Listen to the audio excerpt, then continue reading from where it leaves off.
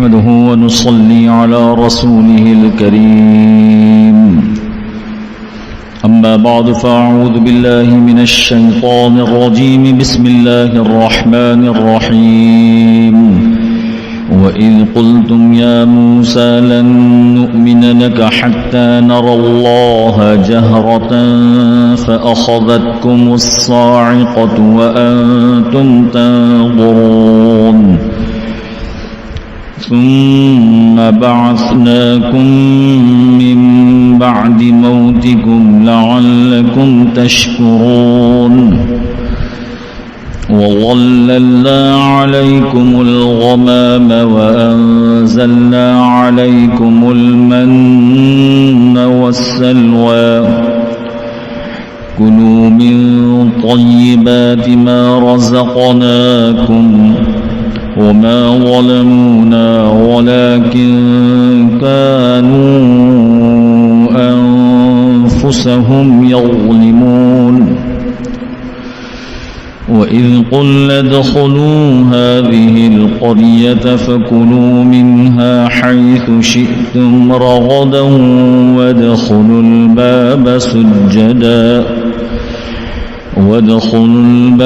سجدا وقولوا حطة نغفر لكم خطاياكم وسنزيد المحسنين فبدل الذين ظلموا قولا غير الذي قيل لهم فأنزلنا على الذين ظلموا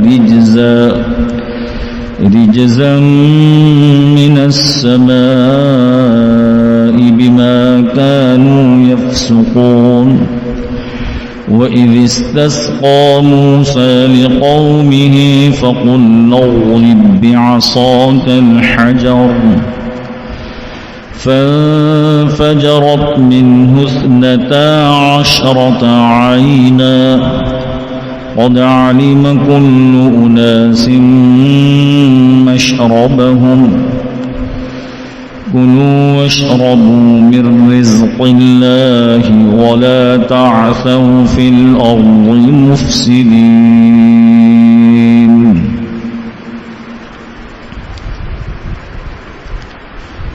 سورہ بقرہ کی چند آیتوں کی تلاوت کی 55 سے لے کر کچھ آیتوں تک. اس سے پہلے جو درس ہوا تھا اس میں یہ بات سامنے آئی کہ حق تعالی شانہ نے بنی اسرائیل پر جو انعامات کی بارش برسائی تھی اس کا تذکرہ حق تعالی شانہ نے کیا ہے. گزشتہ ہفتے کہ کس انداز سے فرعون نے حکم جاری کیا تھا کہ لڑکوں کو قتل کیا جائے اور بچیاں جو پیدا ہوں اس کو چھوڑ دیا جائے. پھر حق تعالی شانہ نے بنی اسرائیل پر یہ انعام فرمایا کہ موسیٰ علیہ السلام کی کس انداز سے حفاظت کی. پھر انہوں نے گوسالہ پرستی شروع کر دی، گائے کو پوجنا شروع کیا. پھر حق تعالی شانہ نے کیسے ان پر عذاب اتارا، اپنے ہی ہاتھوں سے 70,000 لوگوں کو انہوں نے قتل کیا. اللہ نے توبہ قبول فرمائی. یہاں بھی بنی اسرائیل پر کچھ انعامات کیے اور انہوں نے نافرمانیاں کی، اس کا تذکرہ حق تعالی شانہ نے فرمایا ہے. ترجمہ یہ ہے اور اس وقت کو یاد کرو جس وقت کہ میں نے کہا، وَإِذْ قُلْتُمْ میں نے کہا،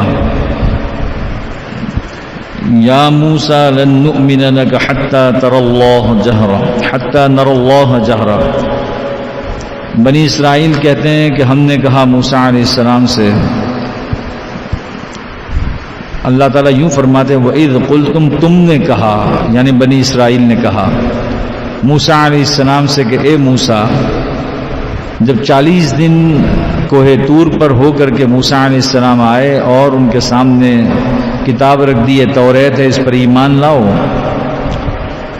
تو موسیٰ علیہ السلام کی قوم بنی اسرائیل نے کیا کہا؟ فرمایا لن نؤمن لک حتی نری اللہ جہرا، ہم تو ہرگز ایمان نہیں لائیں گے آپ پر یہاں تک کہ ہم اللہ کو علی الاعلان دیکھ لیں.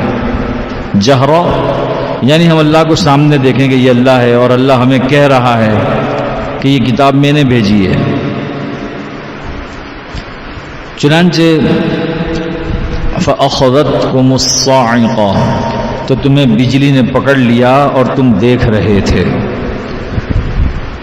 حدیث شریف میں آتا ہے کہ موسیٰ علیہ السلام سے جب انہوں نے یہ کہا کہ ہمیں دکھلاؤ، تو موسیٰ علیہ السلام نے اللہ سے دعا کی، اللہ نے کہا ان کے 70,000 لوگوں کو لے کر آ جاؤ۔ 70,000 لوگوں کو لے کر موسیٰ علیہ السلام کوہ طور پر چلے گئے۔ ایک روایت یہی ہے، اتنی بڑی تعداد۔ جب یہ سب کوہ طور پر پہنچے تو اللہ کی طرف سے آواز آئی، وہ اللہ ہی جانے کیسی آواز ہوگی، کہ یہ کتاب جو ہم نے بھیجی ہے یہ ہماری طرف سے، اس پر ایمان لاؤ، اس پر عمل پیرا ہو جاؤ، توریت۔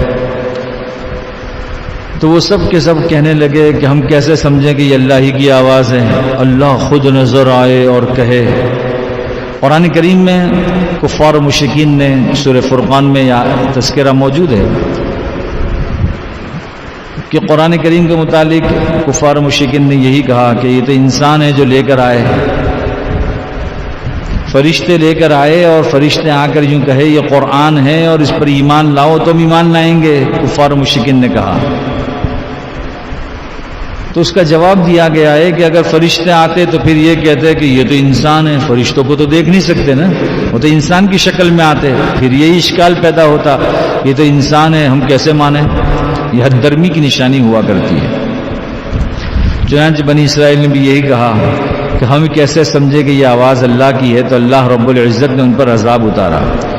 ایک آواز آئی بجلی کی، فَأَخَذَتْكُمُ الصَّاعِقَةُ، وہ کڑک کی جو آواز آئی اس میں سب کے سب مر گئے۔ ایک روایت میں سب بے ہوش ہو گئے، وَأَنْتُمْ تَنْظُرُونَ، لیکن قرآن کی آیت سے معلوم ہوتا ہے کہ سب مر گئے۔ اور بے ہوشی کو بھی مرنا کہتے ہیں، سونے کو بھی مرنا کہتے ہیں، یہ قرآن کریم میں 24ویں پارے میں اللہ نے بیان فرمایا ہے۔ ہم رات میں سوتے ہیں تو کہتے ہیں اللہم بسمک اموت و احیا، تیرے نام پر مرتے ہیں اور تیرے نام پر زندہ ہوں گے۔ جب اٹھتے ہیں تو دعا پڑھتے ہیں الحمدللہ الذی احیانا بعدما اماتنا، تمام تعریف صلی اللہ ہی کے لیے جس نے ہمیں مرنے کے بعد پھر اٹھایا۔ سونے کو بھی مرنا کہا جاتا ہے۔ بہرحال سب کے سب بے ہوش ہو گئے، تم دیکھ رہے تھے۔ ثم بعثناکم من بعد موتکم لعلکم تشکرون، اور اگر وہ روایت ہے کہ جسے موت آئی تو اللہ سب کچھ کر سکتے ہیں، وہاں یہ ہوا کہ موسیٰ علیہ السلام نے اللہ سے دعا کی کہ اے اللہ یہ اسی طریقے سے اگر مرے رہے تو میں کیا جواب دوں گا قوم کو؟ تو پھر حق تعالی شانہ نے دوسرا انعام یہ فرمایا کہ اللہ کہتے ہیں ثم بعثناکم، پھر ہم نے تمہیں اٹھایا تمہارے مرنے کے بعد، کیوں؟ لعلکم تشکرون، تاکہ تم شکر گزاری کرو اور ایمان لے آؤ، توریت پر پکا ایمان لے آؤ۔ تو یہ انعام کا تذکرہ حق تعالی شانہ فرمایا۔ پھر آگے بہت دور تک ایک تفصیلی واقعہ ہے، اس کو ان آیات کے ترجمے اور مطلب خیز ترجمے سے پہلے سمجھنا چاہیے۔ بنی اسرائیل ان کا اصل ماوا، ملجا اور مسکن یہ شام تھا، اور شام، فلسطین، اردن، یہ سب ایک علاقہ تھا۔ یہاں سے یہ مصر گئے تھے، سرحدیں ملی ہوئی۔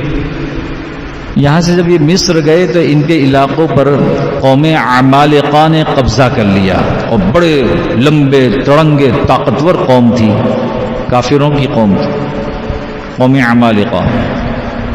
یہ قوم عمالقہ یا عمالقہ جب اس نے قبضہ کر لیا، یہاں سے جب فرعون سے نجات ہوئی ان کو، اور فرعون غرق آب ہو گیا جیسا کہ آیتوں میں گزر چکا، تو حق تعالی شانہ فرمایا چلو اب جہاد کے لیے نکلو، ہم نے تو تمہیں فرعون کے عذاب سے بچا لیا ہے، کہ کہاں جہاد کے لیے نکلیں؟ تو حق تعالی شانہ فرمایا شام کی طرف نکلو۔ جب یہ شام کی طرف نکلے، مصر سے ہو کر جب قوم عمالقہ کے قریب پہنچے تو ان کے حالات دیکھ کر، ان کی طاقت دیکھ کر، ان کی قد و قامت دیکھ کر کے گھبرا گئے کہ ہم تو جہاد نہیں کریں گے۔ تو حق تعالی شان نے انہیں اسی جگہ پر میدان تیہ کے اندر سرگرداں، حیران و پریشان کر دیا۔ تقریباً یہ 10 میل کا فاصلہ ہے میدان تیہ۔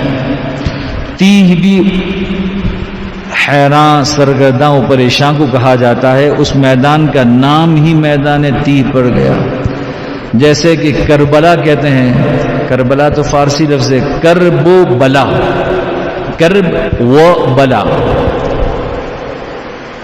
سیدنا حضرت حسین رضی اللہ تعالی عنہ اور ان کے اجل خاندان، اتنا اونچا خاندان، نبوت والا خاندان، اس کے 72 جلیل القدر لوگ شہید ہوئے۔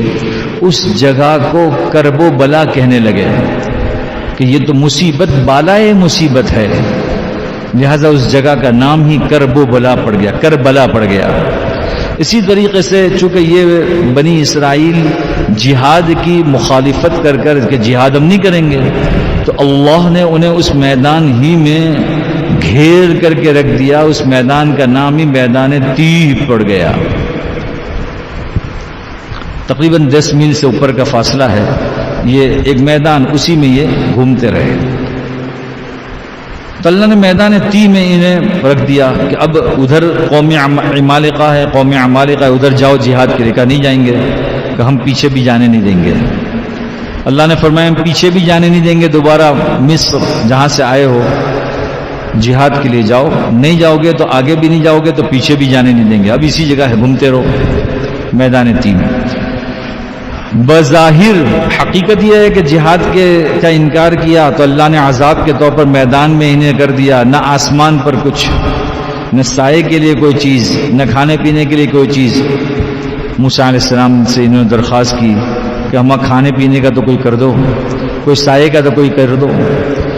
اس عذاب کی شکل میں بھی حق تعالی شانہ کی طرف سے انعامات ہوتے رہے، اس کا تذکرہ آنے والی آیتوں میں حق تعالی شانہ فرمایا 57 سے وَظَلَّلْنَا عَلَيْكُمُ الْغَمَامَ، بہت شدید دھوپ، کہنے لگے کوئی سائے کا نظم کرو۔ اللہ نے، حدیث شریف میں آتا ہے، پتلا سفید ہلکا سا ایک بادل نما بدلی ان کے اوپر ہمیشہ کے لیے کر دی کہ دھوپ نکلے گی، یہ بدلی تمہارے اوپر ہوگی میدان تیہ میں۔ اب دیکھو عذاب کی شکل میں بھی انعامات کی بارش اللہ برسا رہے ہیں کہ بھئی ان کے اوپر رہے گا میدان تیہ میں بادل۔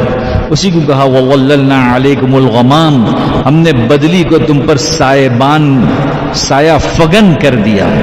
ایک تو یہ ہوا کہ کھانے پینے کا کچھ نظم کر دو، تو اللہ نے فرمایا وَأَنزَلْنَا عَلَيْكُمُ الْمَنَّ وَالسَّلْوَىٰ، ہم نے تم پر من اور سلوہ اتارا۔ سلوہ کہتے ہیں بٹیر سے تھوڑا سا چھوٹا سا پرندہ، تیتر، وہ ان کے جہاں ان کا پڑاؤ تھا، ان کے پڑاؤ کے پاس آ جاتے تھے خود بخود۔ بٹیر اور تیتر کو پکڑنا آسان کام نہیں ہے، اللہ خود بھیج دیتے تھے، اللہ جو چاہیں کریں۔ یہ اطمینان سے پکڑتے تھے، ہر کھانے کے وقت اس کو ذبح کرتے تھے اور تازہ تازہ بھون کر کھا لیتے تھے۔ اور من کہتے ہیں شبنمی گوند کو۔ شبنم رات کے وقت کھیتوں میں یا باغات میں ایک شبنم گرتی ہے درختوں کے پتوں پر، تو درختوں کے پتوں پر ایک گوند نما میٹھا میٹھا شہد نما ان کے لیے حلوہ اللہ تیار کرتے تھے روزانہ، اور وہ درختوں کے پتوں سے یہ لے لیتے تھے اور اس کو کھاتے تھے۔ میٹھے کا بھی نظم ہو گیا، تازہ گوشت، تیتر اور بٹیر کا بھی نظم ہو گیا، اوپر سایہ بھی ہے۔ اور اللہ نے فرمایا کلوا من طیبات ما رزقناکم، کھاؤ جو کچھ کہ تمہیں پاکیزہ روزی ہم نے دی، رزقنا، ہم نے دی تم کو، ہم نے تم کو دی۔ کتنے سال ایسا ہوا؟ 40 سال تک ایک دو مہینے نہیں، 40 سال تک حدیث شریف میں آتا ہے یہ یہاں سے اپنے سواریوں کو لے کے نکلتے تھے، 10 میل کا فاصلہ کچھ بھی نہیں ہوتا کہ آج تو اپنے ملک پھر دوبارہ مصر چلے جائیں، راستہ بھٹکانا بھی اللہ کے ہاتھ میں ہے، راستے کا ہدایت، راستے کی رہنمائی کرنا بھی اللہ کے ہاتھ میں ہے۔ اللہ راستہ بھٹکا دیتے تھے، یہ پہنچ ہی نہیں سکتے تھے، پھر گھوم گھام کر آتے تھے، تھک ہار گئے کہ چلو اب صبح میں دیکھیں گے کہاں تک پہنچے، صبح میں پھر اسی میدان میں ہوتے تھے۔ 40 سال اللہ نے اس طریقے سے انہیں میدان تی میں سرگرداں پریشان و حیران کر رکھا۔ اللہ فرماتے وما ظلمونا، ہم نے تو ان پر زیادتی نہیں کی، ولکن کانوا انفسهم یظلمون، جہاد نہ کر کر ہماری حکم عدولی کر کر انہوں نے اپنے آپ پر ظلم کیا۔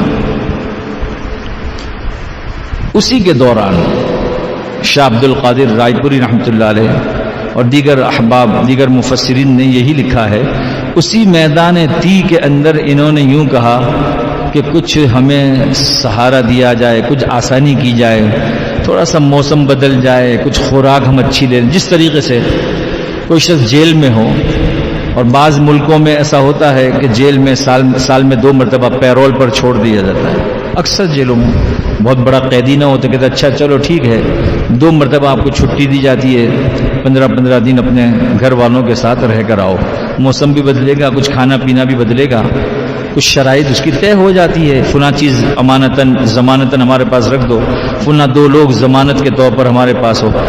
تو حق تعالی شانہ سے انہوں نے درخواست کی موسم کچھ بدل جائے، یہ تیتر اور بٹیر اور یہ میٹھی چیزیں جو ہیں، من جو شبنبی گوند ہے کھا کر تھک گئے ہیں، اس کا تذکرہ آگے بھی آئے گا، آج وہ تفسیر پوری نہیں ہوگی کہ انہوں نے کیا کیا مانگا، وَقِثَّائِهَا وَفُومِهَا وَعَدَسِهَا وَبَصَلِهَا، ہمیں پیاز دے دو، ہمیں لہسن دے دو، ہمیں دالیں دے دو، ہمیں ککری دے دو، یہ کھائیں گے، یہ تھک گئی ہے کھا کھا کر تیتر اور بٹیر، وہ تذکرہ آگے آئے گا۔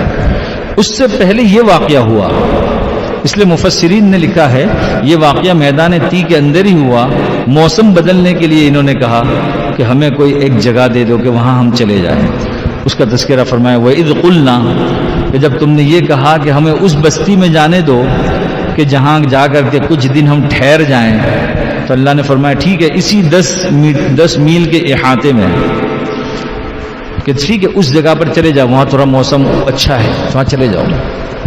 وَإِذْ قُلْنَا ادْخُلُوا هَذِهِ الْقَرْيَةَ، اور جب ہم نے کہا کہ داخل ہو جاؤ اس بستی میں، فَكُلُوا مِنْهَا حَيْثُ شِئْتُمْ رَغَدًا، اور وہاں خوشگواری کے ساتھ، رغدہ یعنی خوشگواری کے ساتھ کھاؤ، جہاں سے کھاؤ، جہاں سے چاہو، لیکن ایک شرط ہی ہے وَادْخُلُوا الْبَابَ سُجَّدًا، جھکتے ہوئے داخل ہونا، شرط یہ ہے سجدہ کرتے ہوئے سے مراد جھکتے ہوئے اس بستی میں داخل ہونا، یہ سزا ہے تمہاری، اور زبان سے یوں کہنا وَقُولُوا حِطَّةً حِطَّةً حِطَّةً حِطَّةً، یہ کہتے ہوئے داخل ہونا اے اللہ گناہ معاف فرما، گناہ معاف فرما، گناہ معاف فرما، گناہ معاف فرما۔ بنی اسرائیل تو بنی اسرائیل تھی، تو حدیث شریف میں آتا ہے جھکنے کے بجائے یہ مزید ایسے سینہ اوپر کر کر کے آسمان کی طرف یوں دیکھ کر کے داخل ہونے لگے، سر جھکانا انہوں نے پسند نہ کیا، اور حنطہ کی جگہ پر حدیث شریف میں آتا ہے حنطہ حنطہ حنطہ حنطہ، گندم دے دو، گندم دے دو، گندم دے دو، یہ اعلان کرتے ہوئے داخل ہوئے۔ اللہ تعالیٰ نے فرمایا ہم نے جو 2 شرط کی ہے کہ وَادْخُلُوا الْبَابَ سُجَّدًا، جھکتے ہوئے داخل ہونا، وَقُولُوا حِطَّةً، اور یہ کہتے ہوئے داخل ہونا اے اللہ ہم نے جہاد کی مخالفت کی ہے، ہمیں معاف فرما، تو ہم کیا کریں گے نغفر لکم خطایاکم، تمہارے گناہوں کو ہم معاف فرما دیں گے۔ لیکن جب انہوں نے یہ کیا تو اللہ رب العزت نے انہیں پھر میدان تی میں رہنے دیا۔ وَسَنَزِيدُ الْمُحْسِنِينَ، اور ہم مزید احسان کرنے والوں کو عطا فرماتے ہیں، فرمائیں گے، یعنی اگر یہ 2 شرطیں پوری کی ہم مزید انعامات عطا فرمائیں گے۔ فَبَدَّلَ الَّذِينَ ظَلَمُوا قَوْلًا، ظالموں نے اللہ کی بنائی ہوئی بات کو بگاڑ دیا، غَيْرَ الَّذِي قِيلَ لَهُمْ، علاوہ اس کے کہ جو اللہ نے انہیں بتلایا تھا، ایک جھکتے ہوئے داخل ہونا اور حطہ حطہ کہہ کر داخل ہونا معاف فرما دے اللہ. انہوں نے گندم حطہ کو حنطہ کر دیا، گندم چاہیے. تو اللہ نے ان پر عذاب نازل کیا اسی میدان میں. وہ کیا عذاب ہے؟ فَأَنزَلْنَا عَلَى الَّذِينَ ظَلَمُوا رِجْزًا مِنَ السَّمَاءِ بِمَا كَانُوا يَفْسُقُونَ. تو ہم نے اوپر سے ان کے اوپر عذاب نازل کیا، ظالموں پر رسوائی والا عذاب، رجزا من السماء، آسمان سے، بسبب اس کے کہ انہوں نے فسق و فجور کیا. بما كانوا يفسقون. وہ عذاب کیا تھا؟ اللہ نے ان کے اوپر طاعون کی بیماری ڈال دی جس میں 70,000 پھر مر گئے یہودی. انعامات کا انکار اور ناشکری پر اللہ نے عذاب نازل کیا. اسی میدان تی میں انعامات کی جب بارش ہو رہی تھی، حدیث شریف میں آتا ہے انہوں نے کہا رات میں ہم اٹھتے ہیں بیٹھتے ہیں، ہمیں کوئی روشنی کا بھی تو نظم کر دو اللہ. کچھ کام تو تھا نہیں، کھانا پینا مفت میں آ رہا تھا، کہ کوئی ہمارے لیے روشنی کا نظم. حق تعالی شان و جگہ جگہ ان کے لیے ایک کھمبے اور ستون بنا دیے جس میں روشنی ہوتی تھی رات میں اللہ کی طرف سے. انہوں نے کہا ہمارے کپڑے میلے ہوتے ہیں، پھٹ جاتے ہیں. تو اللہ نے کہا ٹھیک ہے، ہماری طرف سے اس عذاب کی شکل میں بھی انعام یہ ہوگا کہ آپ کے کپڑے پھٹیں گے نہیں. ایسے کپڑے اللہ نے پہنا دیے. اور دوسرا انعام یہ ہوگا جیسے تمہاری ہائٹ قد و قامت بڑھتی رہے گی وہ لباس خود بخود بڑھتا رہے گا. دنیا میں کہیں ایسا نہیں ہوتا کہ چھوٹا بچہ تھا 40 سال کے بعد بڑا ہو گیا اس کا لباس بھی بڑا ہوتا گیا. کب میلا ہوتا ہے کہ ہم نے قدرتی ایسا نظام بنایا کہ آپ کا کپڑا میلا بھی نہیں ہوگا. یہ سارے انعامات اس عذاب کی شکل میں. پھر انہوں نے کہا پانی کی کمی ہے تو اللہ فرماتے ہوئے اذ استسقى موسیٰ لقومه، اور اس وقت کو یاد کرو جس وقت کہ موسیٰ نے طلب کیا، موسیٰ سے طلب کیا اس کی قوم نے. تو ہم نے کہا یعنی پانی طلب کیا. استسقاء کا معنی خود پانی طلب کرنا. فقلنا، تو ہم نے کہا اضرب بعصاك الحجر، اے موسیٰ اسی میدان تی میں ایک پتھر پر زور سے اپنا عصا مارو، لاٹھی مارو. موسیٰ علیہ السلام نے اللہ کے حکم سے لاٹھی ماری. فانفجرت منه 12 عینا، اس میں سے 12 چشمے پھوٹ پڑے. عینا کہتے چشمہ. 12 چشمے پھوٹ پڑے کہ لو پانی پیو. 12 خاندان تھے، 12 کے لیے ایک ایک چشمہ ہے. قد علم كل اناس مشربهم، ہر ایک خاندان کا جو چودھری تھا، ذمہ دار تھا، اس کو اپنا مشرب پتا تھا کہ یہ میرا ہے، یہ اس کا ہے، یہ اس. 12 الگ الگ چشمے اللہ نے جاری کر دیے، ہر ایک کو اپنا چشمہ پتا تھا. اللہ نے فرمایا کلوا واشربوا من رزق اللہ، کھاؤ پیو اللہ کے رزق سے. ولا تعثوا فی الارض مفسدین، زمین میں فساد مت پھیلاؤ، اللہ کا حکم پورا کرو. یہاں اشکال یہ پیدا ہوتا ہے کہ پتھر اور پتھر پر لاٹھی مارنے سے پانی نکلے گا پتھریلی زمین سے کہ اللہ جو چاہے کرے.